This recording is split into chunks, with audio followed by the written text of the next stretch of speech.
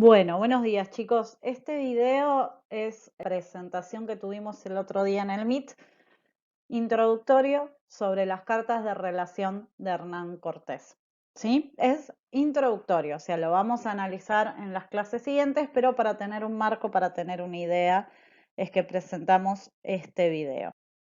Entonces, ¿quién es Hernán Cortés? Hernán Cortés es un hidalgo español, estuvimos charlando, que era alguien cercano a la corona, pero no tenía rango dentro de la nobleza, que nace en Medellín, que viajó a México y que conquistó la zona de la cultura azteca, que era una cultura muy belicista, ¿sí?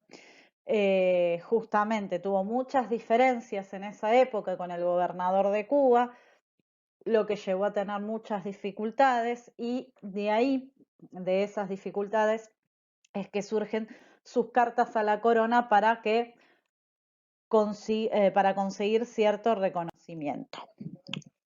Rapidito, para hacer una ubicación temporal y geográfica, Cortés empieza en 1519, ¿sí?, a llevar a cabo la conquista de México, ¿sí?, de la zona que hoy conocemos como México. Nosotros tenemos que ser conscientes que este avance implicó en números 600 hombres, no es poca cosa, y lo hizo en contra, desobedeciendo al gobernador cubano, ¿sí? Acá en el mapa podemos ver cómo fueron sus avances en los distintos años, cómo se fue acercando. Fechas importantes que tenemos que tener en cuenta es que a poco de un mes o dos de salir en esta conquista, conoce a la Malinche, de la que vamos a hablar en breve, funda varias ciudades como Veracruz, llega a pueblos enemigos de los aztecas y consigue que se vuelvan aliados, y eso lleva a tener aún más cantidad de hombres para hacerle frente a, ¿cómo se dice?, a Montezuma y a los aztecas. Gracias a Malinche zafan, estoy haciendo comillas con mis dedos, de una emboscada que le habían preparado los aztecas en agosto de 1519, y se produce lo que se conoce como la matanza de Cholula, que es una de las de los ejes, perdón, de los que va a hablar la segunda carta que vamos a analizar un poco más adelante. Llega a Tenochtitlán en 1519, que es recibido con honores por Montezuma, después lo traiciona y lo mantiene como prisionero, y en 1520 el gobernador de Cuba propone un ataque para sacarle el poder a Cortés, llevado a cabo por Pánfilo, y este es vencido por Cortés en Veracruz, ¿sí? Es muy importante porque también la carta de Cortés va a hablar de estas diferencias con el gobernador de Cuba. Bien. Importante, mientras está venciendo a Pánfilo en Veracruz, Cortés dejó a un montón de coroneles y españoles en Tenochtitlán que confunden una fiesta religiosa con una rebelión y terminan masacrando a 600 nobles aztecas. Llega Cortés y ve esa situación, ve un pueblo que se le está rebelando, y muestra a Montezuma como: no lo maté, acá está. Fue una confusión. El pueblo entiende que Montezuma se ha convertido en traidor, empieza a tirarle piedras y lo terminan matando, ¿sí? Ahí en ese momento pierde Tenochtitlán Cortés en 1520. Luego va a intentar distintas batallas, distintas estrategias, hasta que finalmente recupera la ciudad de Tenochtitlán. Es muy importante entender el rol que tuvo la Malinche en estas situaciones, y lo vamos a ir viendo en las próximas filminas. Los años siguientes lo que hace Cortés es ir haciendo distintas campañas para controlar, para conquistar la zona de Tabasco, la zona de Baja California, intenta volver a España para conseguir favor a partir del rey, no le funciona muy bien, o sí, eso vamos a dejar a discusión después en clase, y pide en 1547, cuando muere, ser sepultado en la Ciudad de México, que es una de las ciudades que él funda. Dijimos que en 1519 conoce a la Malinche, figura histórica muy, muy, muy generadora de debates desde aquella época hasta ahora, ¿sí? ¿Por qué? Porque Malinche, o Doña Marina, como es bautizada después por Cortés, es una de las 20 mujeres que se les entregan a los españoles en Tabasco como regalo. Las mujeres iban como esclavas, ¿sí? Y vamos a ver cómo la figura de Malinche toma relevancia, toma relieve, por ejemplo, para evitar la emboscada en Cholula, para la conquista de Tenochtitlán, termina dándole un hijo a Cortés, por más que nunca se casó con ella, y termina casándose con otro español y tiene su segunda hija. Entonces, importantísimo en este punto, la figura de la Malinche siempre fue controvertida, antes y ahora. Hay un grupo de mexicanos que la considera una traidora a la raza azteca. Hay otro grupo de mexicanos que la consideran una víctima por haber sido vendida como esclava de la situación de contienda entre españoles y aztecas. Ella quedó en el medio e hizo lo necesario para sobrevivir. Y hay un tercer grupo de mexicanos que lo que cree es que la Malinche es la primera figura reconocida de esta humanidad mestiza que surge en México. Vamos a seguir trabajando y en algún momento de las próximas clases les voy a pedir que, bueno, digan su opinión al respecto, así que atentos a lo que charlamos. Ahora, si hablamos de las cartas de Cortés, que es lo que estamos estudiando, tenemos que entender que fueron 5, las principales, las que se reconocen como cartas de relación de Hernán Cortés al emperador Carlos V. Y se escribieron y enviaron entre 1519 y 1526. Siempre los destinatarios fueron en un primer lugar Carlos V y luego la reina Juana de España, que era la madre de Carlos V. Y el objetivo central era, por un lado, generar el reconocimiento hacia Cortés. Mirá, emperador, mirá, reina, todas las tierras que te conseguí, todos los nuevos súbditos que te conseguí. Y por otro lado, era denunciar al gobernador que lo atacaba constantemente, se supone que celoso o envidioso por los logros que había tenido Cortés frente a los no logros que Diego Velázquez de Cuéllar podía detentar. Entonces, esta discusión entre estas dos figuras políticas de la Nueva América es la que llevó a la producción de las 5 cartas de relación. Ahora, más allá de esta discusión, si se quiere, política, si se quiere, económica, porque claramente el reconocimiento de una nueva tierra genera ganancias para la corona española, y esas ganancias que genera para la corona española vuelven un reconocimiento al conquistador. Entonces, no era poco el dinero que se estaba discutiendo o el reconocimiento que se estaba discutiendo. Pero más allá de eso, Cortés tuvo una educación previa que le permitió generar textos que son de valor histórico y literario, como estas cartas. Y si tenemos registro de la situación en esta época histórica, es gracias a las crónicas de India, de las cuales las cartas de relación de Hernán Cortés, como las crónicas o los comentarios reales que leímos de Vinca Garcilaso, forman parte. Ahora bien, si nos metemos de lleno en la segunda carta de relación de Hernán Cortés, que es la que nos toca analizar este año, vamos a encontrar un inicio o proemio que, si bien no estuvo escrito por Cortés, sino que lo agregó el primer editor, era claro, era habitual en en los textos de esta época histórica, ¿sí? ¿Y qué es este proemio? Es una introducción, un resumen, una puesta en claro de los objetivos de la carta.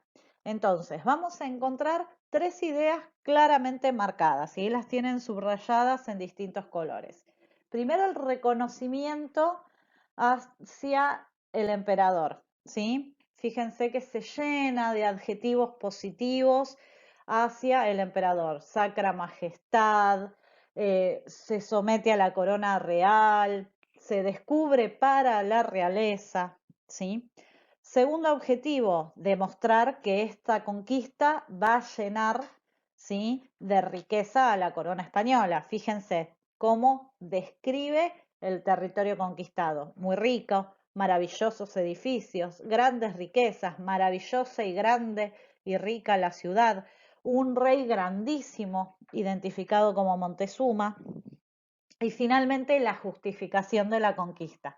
¿Por qué hay que conquistar? Y porque los ritos eran espantosos, porque la cultura era una cultura salvaje, ¿sí? Entonces ahí tenemos en este proemio tres objetivos claros para la carta que viene a continuación. El reconocimiento de la figura del emperador, el reconocimiento de las riquezas que justifican la conquista, la justificación real, porque era una búsqueda de riquezas, y el reconocimiento, estoy haciendo comillas mentales, de lo salvaje, de lo violento, de lo incivilizado que eran los aztecas, que fue la justificación publicitaria, si se quiere, de la conquista.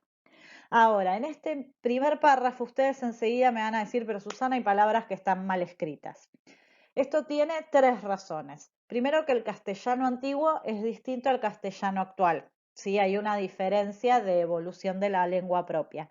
Pero aparte, la mayoría de las palabras que ustedes encuentran distintas a como las escribimos hoy en día son las palabras propias de la lengua indígena, de la lengua azteca. Entonces, una lengua desconocida que intenta pasarse a la escritura, que es ágrafa, es decir, que no está escrita, claramente va a llevar a tener estas diferencias con el paso del tiempo. ¿Sí? Igual es fácilmente identificable cuando hablamos de Tenochtitlán o cuando hablamos de Montezuma, esas palabras.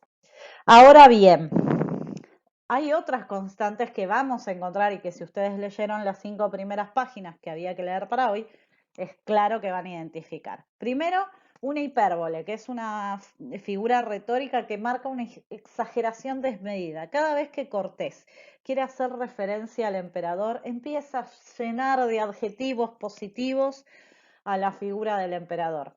Ustedes me dirán, ¿por qué? ¿Por qué? Dice muy alto, poderoso, muy católico, muy príncipe, invictísimo, emperador y señor nuestro. ¿Por qué tanta exageración?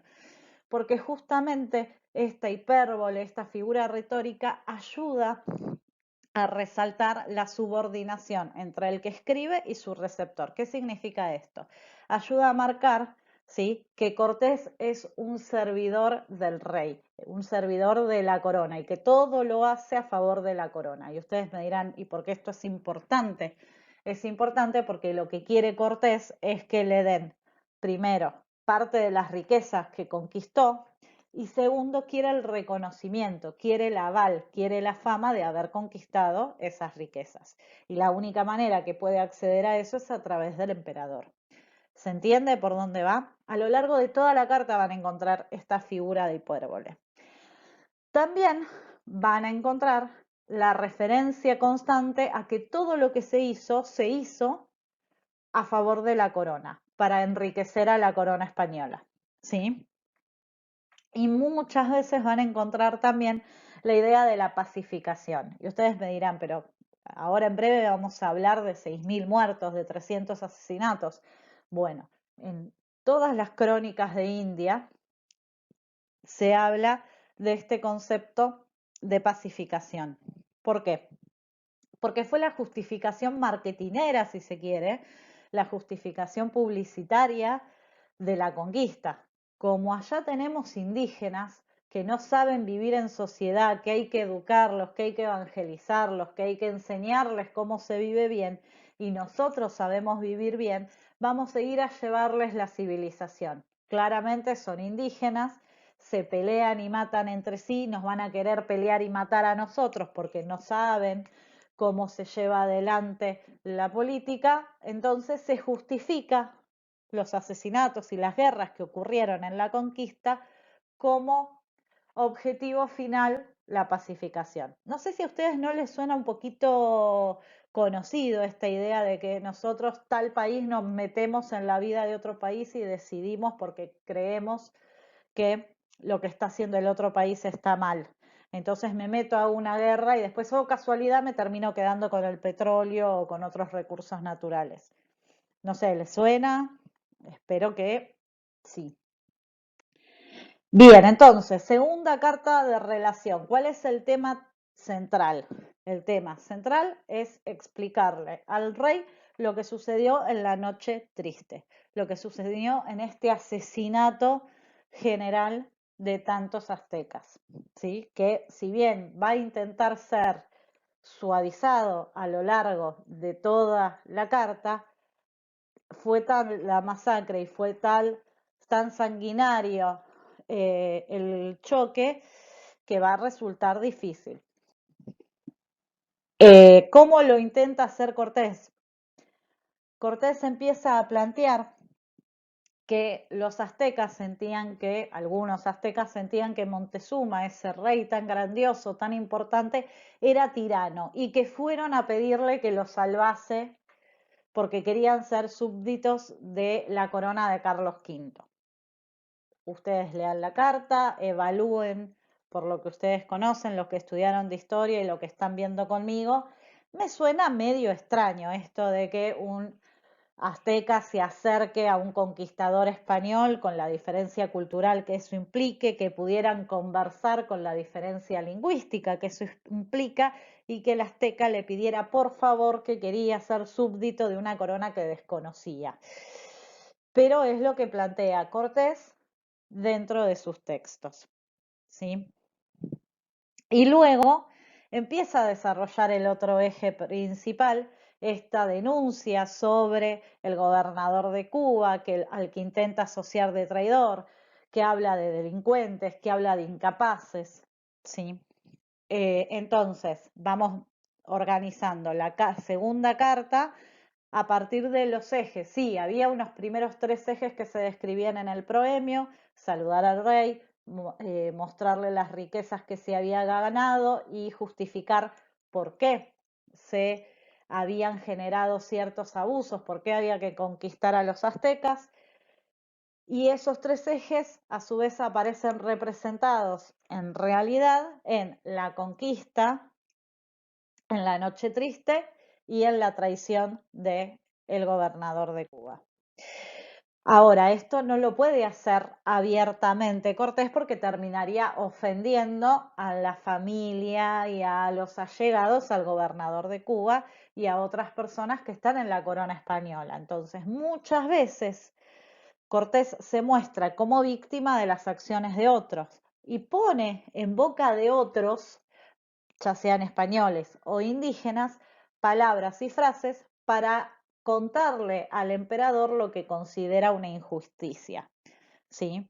Por ejemplo, dice que aunque él no quiere oponerse a un caballero español porque utiliza una frase en inglés cuya idea es pueblo dividido, pueblo débil. Nosotros hoy en día lo traduciríamos como divide y triunfarás, o sea, no quiere dividir a los españoles en América porque es signo de debilidad. No le queda otra que en nombre de la corona obligarse, porque lo que proponía el gobernador de Cuba no era bueno para la corona española, ¿sí? Al dejar esto en claro, interviene la carta con la única referencia que podemos encontrar hasta el momento hacia la Malinche.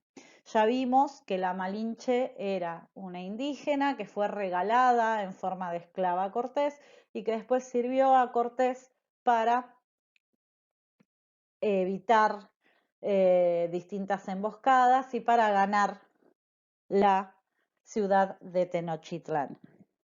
Es una figura histórica sumamente importante, sumamente relevante y generadora de muchos debates. Entonces, que solamente haya una referencia escondida también tiene una razón, ¿sí? Habrá que pensarlo, habrá que revisarlo. Ustedes tienen algunas herramientas ya para generar eh, algunas reflexiones, aunque sea mínimas, aunque sea provisorias.